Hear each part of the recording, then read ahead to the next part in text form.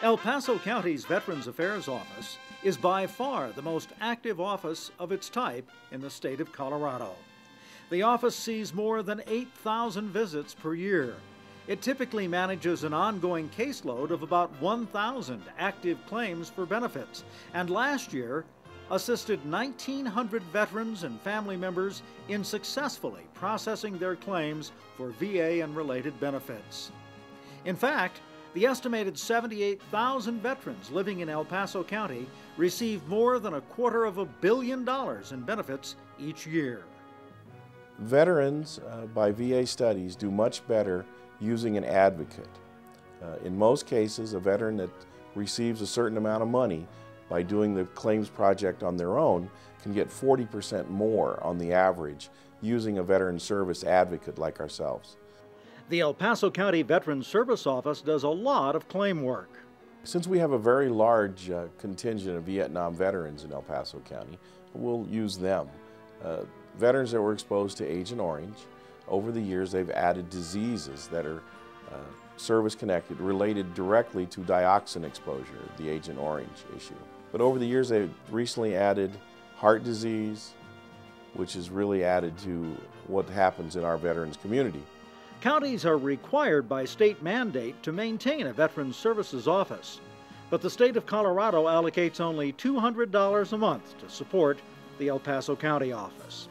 Therefore, the ongoing support of the Board of County Commissioners for our veterans and active duty military keeps the office open, with a small paid staff and some very dedicated volunteers who have personal first-hand experience in completing the paperwork and getting through the increasingly crowded Veterans Administration claims process.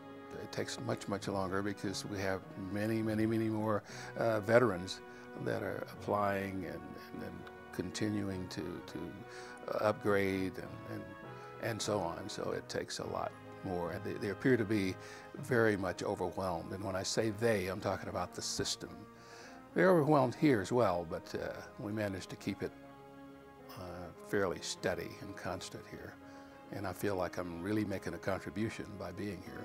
We run into situations where the widow should have known or was misinformed by somebody and didn't apply for benefits, sometimes 20 years after the fact. And VA is not going to go back 20 years to fix a problem they didn't know about. But yes, it happens all the time. Even though we're in the community, we do a lot of outreach, we talk a lot, and great presentations all over the place, still people fall through the cracks.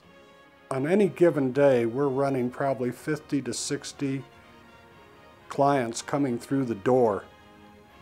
And that does not include all the phone calls that we take where we have to answer questions over the phone and everything else. Depending on what service the people need, depends on how much time these people in the back have to take with them.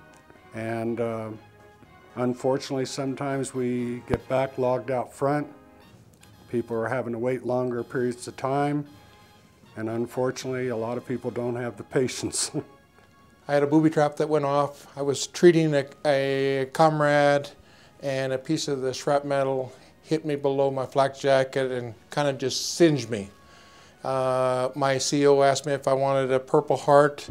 I said no because I really didn't think it was bad, but since that time I have submitted paperwork and got a recent response saying they would like some documentation, and that's kind of where I'm at now with that.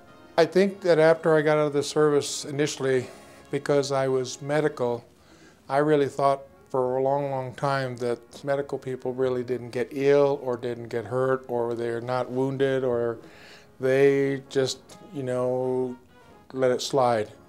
And then after a period of time, then I realized that, wait a minute, there's some things that are going on with me that just aren't right. For County Government Month, the El Paso County Veterans Service Office will host a Veterans Benefit Forum on Saturday, April 16th at the Retired Enlisted Association at 834 Emery Circle. It's from 8 a.m. to 11 a.m. Space is limited to about 250 people, so reservations are required. Call Jennifer Clark in the El Paso County office at 520-7758.